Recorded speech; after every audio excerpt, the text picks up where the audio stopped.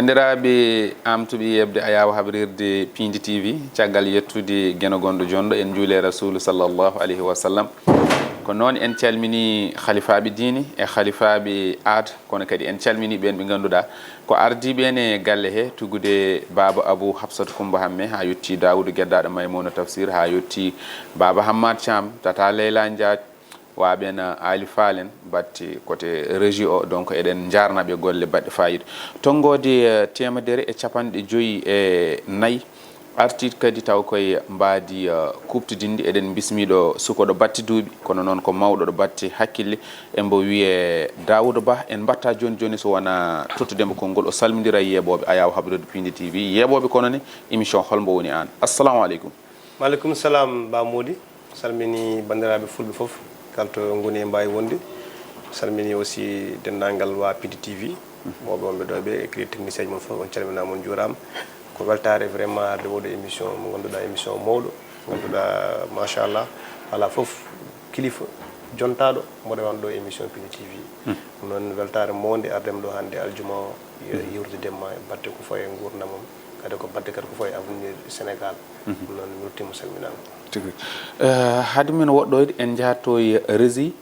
ɓe gartana en e biographie omo ganduɗa ko Daouda Ba en jeehi émission mon bo Ba Mody yuɓɓinanta on e kala saaha arti e tonggode temedere e capanɗe joyyi e nayyi e ngol koɗo mon ko Daouda Ba. Daouda Ba yi aduna ko ñande 12 avril hitande ujunere e temedde jeenayyi e capanɗe jeetati e joyyi to Sinthiou Bambamɓe e nder Matam. kanko Daouda Ba ko afa e galle bammakko o heeɓi fartaŋe nadde école primaire to Sinthiou Bambamɓe o waɗi collége makko garwanijo ko toon to Hammadi Hunare kono geno hoddirani yo jofnu jangde nde bandiraɓe musidɓe tedduɓe babiraɗo nangi e jungo makko nannimbo alqur'anil karim o rewi nden jangde ha o jofni hitande ujunere e temedde jeenayyi e capanɗe jeenayyi e jeenayyi 2000 ko hen o naati to lamorgo dawla Sénégal Dakar Dial Diop ngam ɗaɓɓude golle ha o wawo wallidde jinnaɓe hono ɓi fuutanke foof yiɗirini o fuɗɗiri taɓa ha 2001 ko nden hitande geno waɗi peeñi hakkude makko gardiɗombo e fannu gurdam aduna docteur Malick Diop eɓe poti ko yeeso siège AFP gonɗo point E rue 1 o wonno geno sina waɗanma waynota docteur Malick Diop ɓamimo takkimo e sero mum waɗimo no ɓiɗɗo galle kimbo hoolare e yidde e on saaha ko duuɓi 14 tan o joguino docteur Malick Diop taftimo heblimo e kala fannu patuɗo e gurdam aduna hollimo dawrugol e nder AFP 2001 Daouda Ba fuɗɗi yewtude e kala ko fati subgoji 2002 subgoji présidentiel ngari 2007 ha 2009 ballal Allah docteur Malick Diop mentor makko o heɓi fartaŋe wonde maire mbo commune Fann point E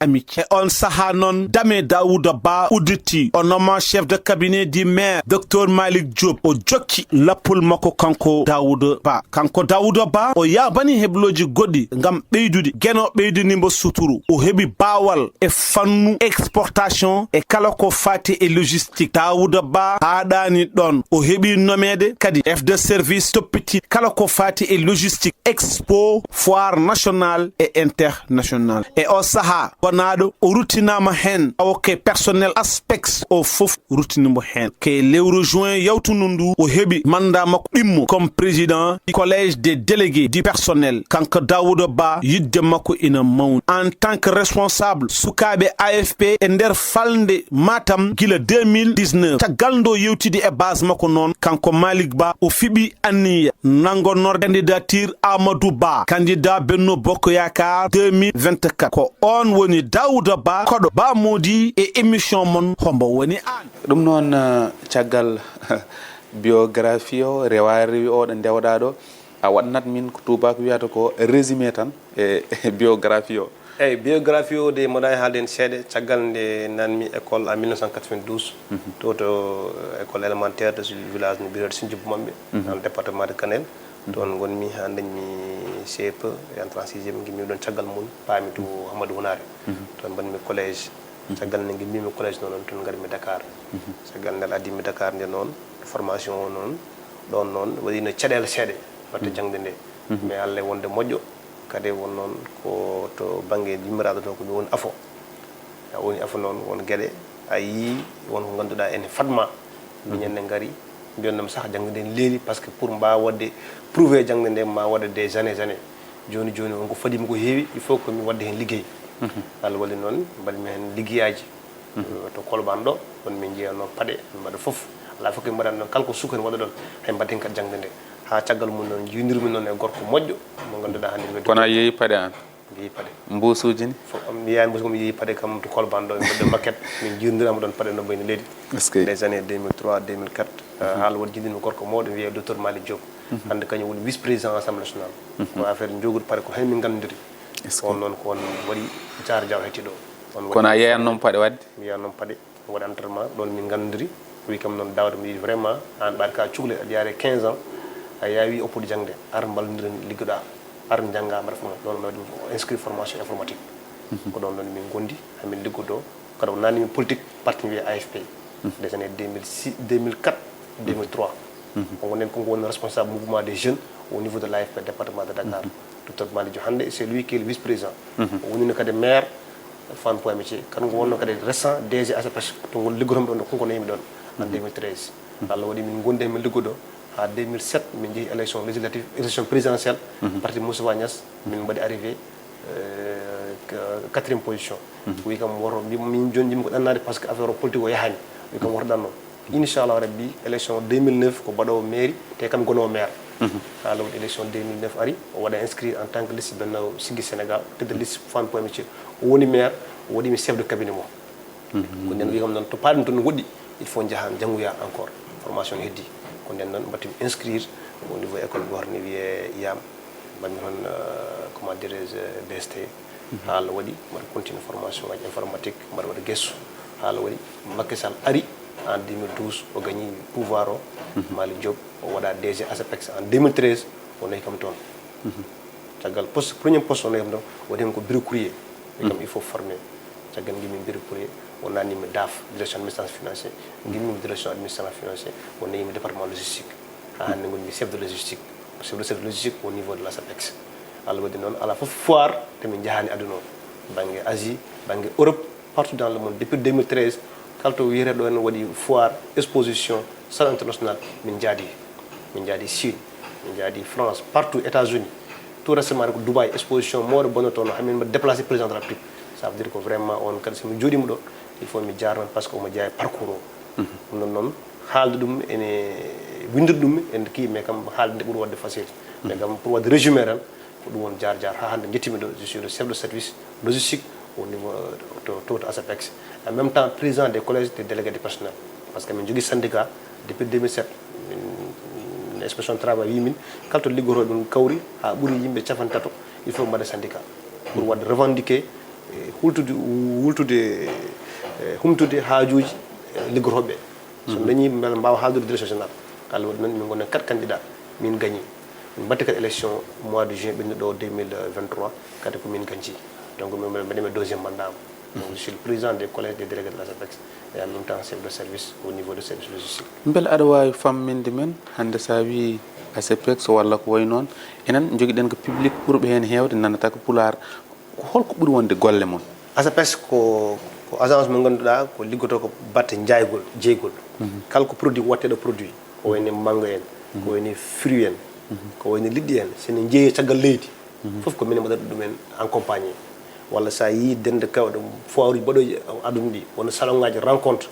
gadda produit ma ko jeeyata ko manna matiére ma woni ko noon ko ñamaton ko Sénégal ɓuuri waɗa eɗen gandi kam en fof ɓurɗen waw remde ndematen koye leydi ndi o ndematen ko wayno liɗɗi eɗen gandi enen ɓuuri moƴƴude ɗum ko wayno mango men ɓuuri sohlede aduna o wayno darkasen ne hen je fof wono noa wayno tandarma kam ganduɗa ko watte ɗo guerte limon en guerte en jeeytede joni Chine ni joni ko minen jahar mbaɗa ɗum préparé toon min jahar min daara les opérateur économique mon ɓe min mbiya min jogui cultivateur uji amen remoɓe ene jiiɗi ardude mbaɗa mon échangé joni noon onon woni gostodiral onon on jogui kalis mon minen min jogui produit mon min jeeya kadi waɗa foire uji kadi min jeeya objet d'art way comme nan jeeya ga ɗumɗoji men culture aji men ko wayno cakkaji men ko wayno piindi men ko wayno korne men min naw noon ko jayi joni village artisanat Sumbujum rewɓe wonɓe ne jeeye min garta jomum ene fewna min balluma noon min nawma foire tubakoɓe jiiɗum par ce que ɗum ko souvenir comme no carte postale ni cooda ɗum mbaɗa échange min mbaɗata min accompagner dans le côté administratif min noon min coodat espace pavillon min dokka Sénégal ji gratuitement jeeya son jeeyi kadi mbatta ɗum e poste mumen ngara naftoro famille mumen ko ɗum woni gollaɓe heddi ko noon ko banque exposition no woni ko pays ji aduna fof hawra joni noon chaque pays holko woni variété mum holko woni origine mum ɗum mbatta exposé tout récemment Dubaï min gimmi président Macky Sall sax kañum wonno inauguré journée Sénégal o c'était le 2020 ɓenno ɗo woni 2020 ɓenno ɗo e noon joni o min mbaɗa encore préparé foire to Qatar expo wiye expo horticulture fuddoro ko le 2 octobre jusqu'à le 26 mars pour 6 mois gani nanawa dendagal artisan uji no fotiri e waɗoɓe encore horticulture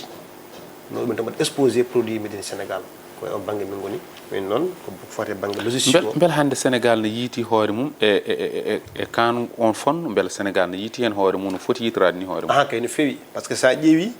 ko hande yewɓe banggue yewɓe guerte ɓe remoɓe guerte ɓe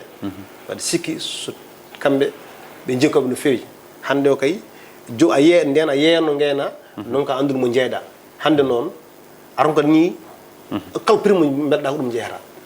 a yiyat guila to awete to jomumen gara coota guesa ma hande mi yi hande on sunowaji garata ko guilne ne jabba ɓe gandi ndiyam heewi ndungo ma moñuji guil nden ɓe mbaɗa ɓe mehro guesa ba no foti combien de mètre carré mbima ɓe coodi ɗum soɓe coodima noon sa sunowa sa soddi ɗum jaaha noon toppirɗa ɗum ha guerte ɗe mawno ha guerte ɗe jalta pewna ɗum ha feewa mbaɗa ɗum conteneur nawa ɗum leydi ma ko fata noon banggue aussi kadi agroalimentaire woni yewde des produits ko ganduɗa beurre karité machallah eɗen jogui hen ko heewi ganduɗa on gueɗe fatuɓe banggue ɗumɗoji men comment dirais je moringa en gueɗe baɗe noon Allah ne andi ɗum ko Allah tan kalde ni kala mabɓe kala hen ko jomum noyi bagage no fotiri foof so arti atata ko juuɗe ɓoole gueɗal gongal kadi beele ko Dakar tan ɗum hayde walla oɗon jaaha e diwanuji Sénégal sappo e nayyi ɗi foof foof ɗo joni ñanden tan directeur général amen waɗi tourné yimo o jeehiɗo partout yiiɗo ha Ngaye Mékhé o yiiɗo ha Thiès pour wadde informé yooɓe gar foire no woodi ɓe mbaɗa organisé wu chaque chambre de métier mbaɗa choisir toon yimɓe nayyo walla yimɓe joyo mbaɗa sélectionné beele gadde hol produit mo jogui mbawa nawede to Qatar pour wadde yeyde ɗum te encore particulièrement Podor Matam beelan jeeya ha kay partout on gari Podor e Matam min coyata Podor o kono noon ɓaade min mbaɗi lancé erango kala jiɗɗi wade expo déposé au niveau de la SAPEX mais ɓuuri wadde importance ko d'abord ko produit mo joguiɗa o est ce que ne jari nawde caggal leydi ne yeewi tawi ne jari min mbaɗi ɗum consulté min gandi vraiment ko produit mo ganduɗa belɗo nawde belɗo yeyde automatiquement mi mbaɗat sélectionné e délégation jahowo ɗum noon jaɓanten tan eɗen jahar jaaro gam mbawen yaarude seeɗa holno jiiruɗa politique leydi ndi eyyi politique leydi ndi de alhamdulillah min Allah waɗi hen deere eyyi en kulin noon duuɓinnude le 2021 on jii événement ko hewno ɗo en dillen kewɗe Allah waɗi ne musubaji kewɗe garin ɗo mais guilen nde Allah waɗi mawɗo leydi ndi daari haali discours oɗo mbaɗa historique mo ganduɗa yiccita hela yomi din kañum ɓaadi haalino watta 3e mandat guila nden on jii deere no woniri leydi ndi ɗum noon ɓe jette Allah ɓe jetten kadi le président Macky Sall mo ganduɗa vraiment o waɗi tenir parole makko ko wino ko min ko code d'honneur siji de code d'honneur somi haali hunde mi waɗa ɗum donc o waɗi ko haalno guila nden en jii deere waɗi leydi deere nde noon ko politique joni o noon natti wonde politique tan pour woni règle de jeu wonti gagnamago natti wonde politique mo ganduɗa tan ko affaire adversaire politique on ko ɗum ko natti hen sa yi gueɗe baɗannoɗe ɗe ko haallaji haalteɗe ɗi vraiment natti wonde politique joni noon alhamdulillah min depuis un certain temps min foof jii kalma arti leydi ndi eɗen ñaagui Allah kadi yo ɗon kalma continue ha jeehen élection au soir de 25 février 2024 kala mbaɗo laamade kala mbaɗo gagnade Allah rokku ɗum no gagnir leydi ndi e dow jaam e dow deere par ce que kala ko ala deere jaam waada ñaɗɗon holko woni kuccamma ɗo e 2024 min vision am ko ɗo mbaɗano milté Dakar fan point amitié caggal mum noon mi changi carte am hankkadi mi faari to département de Kanel joni inchallahu rabbi ɓaade min responsable régional AFP jeune au niveau de région de Matam joni o mi faati to région de Matam mbaɗa yi darna toon darde mo ganduɗa jeunesse o holko takano yahani matam gila da tagano dum parce que wadi dum non ko mo gondinimo won kamdo jummi on docteur Pa Malick Diop docteur Pa Malick Diop ko mallo dum do Dakar fan po amitié do mi gondi on tegi non bambi do inscrire wala wordo gila 2007 ha joni mais joni min kaldi o ko wer wacciri kam o doni mamam yom joni yonti adwa yaade kepti bangi four joni non Allah wadi kadi mi jortindire mo jogi musibbe gonda badandirbe le ministre Amadou Ba ko woni Hadim Diayen beydi wondumi Amadou Ba ko hormo wi kam wonde yartu four to jeyda bala ron tarna ron ko edema joni non bal noddi erango bandira four ko fof inshallah rabbi à partir de octobre do kam jeto congé pour wonde préparer on va rentrer politique au niveau tout le département de Kanel en tant que aussi comme régional AFP dans la région de Matam jeune on bangé non jarami kon comme ari ko mouvance présidentielle ko benn bokk yakar kal gonde mouvance présidentielle benn bokk yakar inshallah madi ngada min bada junga mi liggodo pour omtare département de Kanel omtare région de Matam parce que minen min ngala kam sohar kalken ba dandi min bawa rejiddi to région de Matam parce que ton jinnabe ngoni ton yimrabe ngoni ton barabe ngoni kalken ba dandi aduna foko to fuddi mbala yimɓe ne mbawi ɗaminade jangga cosa parti politique aha kay ɗum fof kadi en jeeya ambition par ce que Allah waɗini min naata politique law depuis 15 ans mbaɗa foɗa waɗa mobilisé 15 ans docteur Maldi fuɗɗi widemi ya addanam soha munoɓe ɗo ɓe min jogui réunion hannde min jogui mire hannde gara jaadani mabɓe ko nden joguimi inspiration politique nden noon mi wawano wodde ko ha 2007 mbaɗmi inscrire kone puɗɗimi wodde guinden ha joni ala foof to politique tona wanimi ala fof kadi kilifi politique mami joddaki inchallah rabbi ambition o haɗan tan e rawde neɗɗo ambition ko janggo jaam ko darnude mouvement mum walla parti mum pour wadde conclure joɗade to wotte décideur o ɗum woni anniye o inchallah rabbi ɗum woni kadi yiɗanide kada ñaagui Allah kadi no Allah yittinta oɗon anniye ko jarten ko kadi ko holno jiiruɗa golle mawɗe leydi o ko fewte mahanteje ina wawi wonde stade uji ina wawi wonde pomuji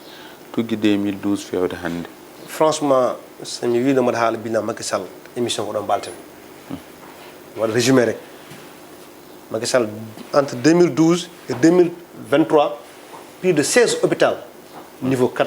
ko mahi ɗo e Sénégal plus de 2500 autoroute ko waɗi ɗum gonduɗa c'est palpable wona Mahamadou Mamoudou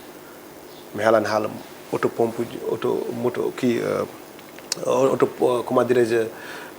auto pompe uji ɗi waɗi ɗi mi haalani batte éclairage public o manan village uji ɓe ngalani courant ji mi haalani batte forage uji mahaɗi ceerno Bamoudi makki ko waɗe bilan matériel haalta o wonnoɓe ɗo depuis 40 ans mbaɗani feccere majjum mi wima tan depuis 2012 faade ɓuuri tan ko tengtini plus de 16 hôpital niveau 4 ko maha ɗum nan vraiment ko hunde mawde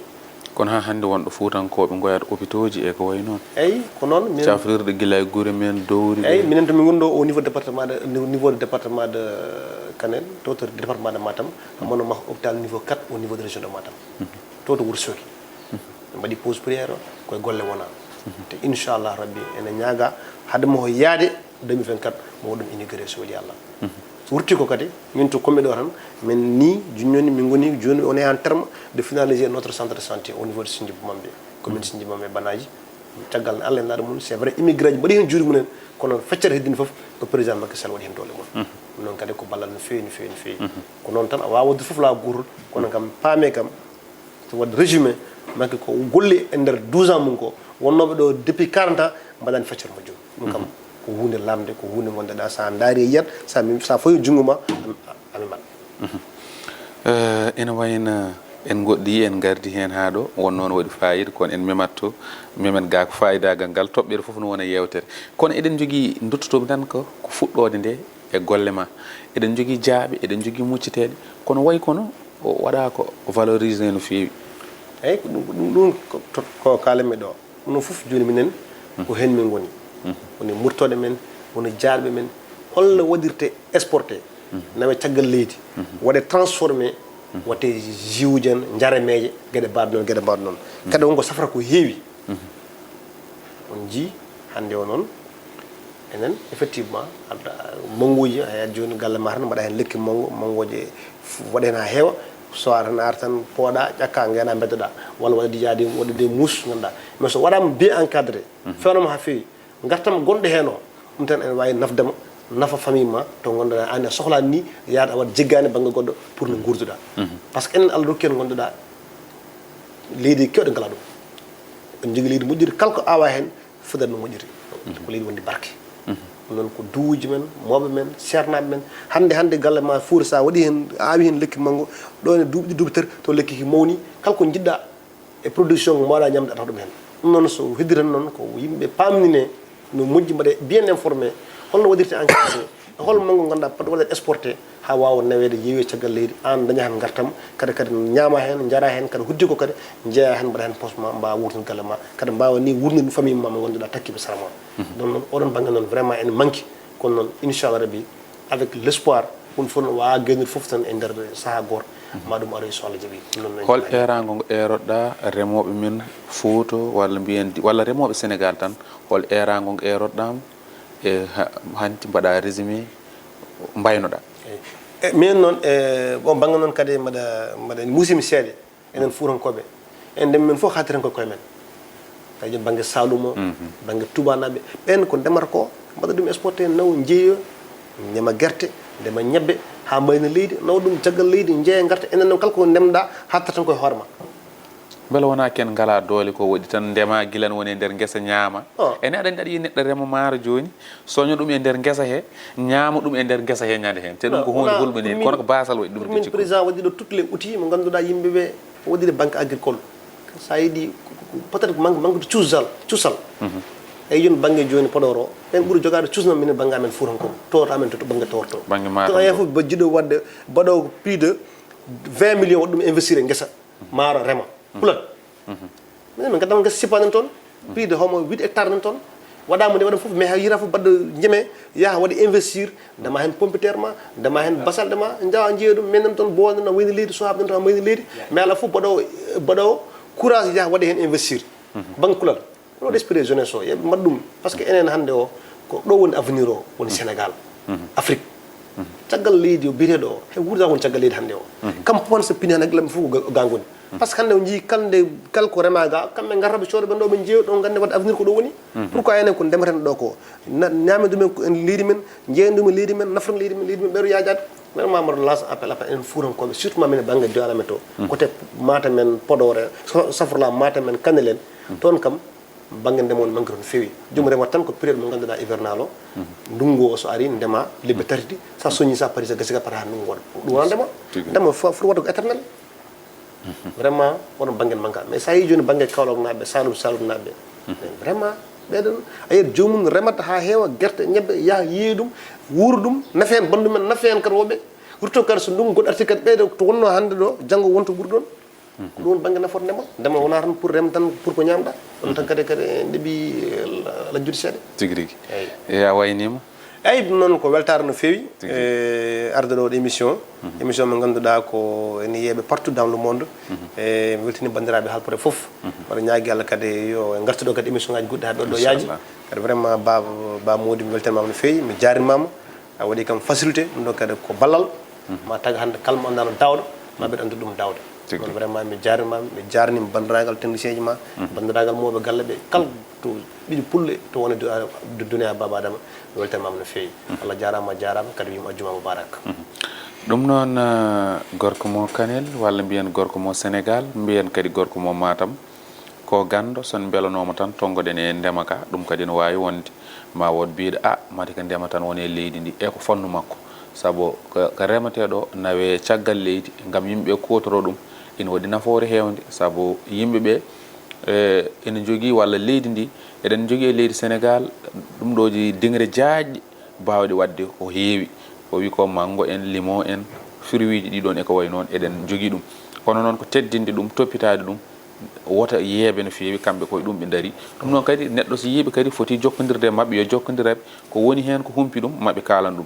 ɗum noon en jettimo no feewi kankone e neware makko ko ganda no mbiruɗen ni maw artuɗo kadi tawa ko laabi goɗɗi mbadden émission tawa koye fannuji goɗɗi ko wona ko ɗum noon en jetti bandiraɓe men wonɓe toon to Fouta wonɓe toon to Gawde Boofe ɗara mango watgo toon e gardugol Mbay Mamadou Ali walla mbiyen Alsane Mamadou Ali Amadou Djibo ko Mbay woni noon président o kono kadi délégation mawɗo gummiɗo tareji ina teddonira no Alhaji Moussa Ousmane Domba e Issa Ousmane e Demba Thilla Hamme Fayo en Amadou Ndiaye en Kalidou Amadou Ba en Oumar Alhaji Cukalel Wela Lekki o mo ganduɗa ko Haji Issa Hamme walla mbiyen Haji Gondo e Siley Hawli en Habi Sidi Ba en e omo ganduɗa ko nulaɓe Oumar Baba Hamme Sall yantude Abdourahmani Diop Modi Maham Tako e Ceerno Demba ɗum noon ko noon konngol Mbay ni ko ha joni jahayden tan ko toon to Gawde Boofe tawa ko Mbay Mamadou Ali yomni en ngol konngol o wi ko Pulaar wi mo ɓiri e yulde lali e cengalal so arti wota namno ketogol Mbay Mamadou Ali wi mo ɓiri e yulde lali e cengalal so arti wota namno ketogol en jetti bandiraɓe kala ɓe ganduɗa ko tonguiɓe e yebde télé Piindi TV ko ɗo kaɗaten e tongode 150 e nayyi ha saaha goɗɗo hawrude welede gon gueno Allah jarama on jarama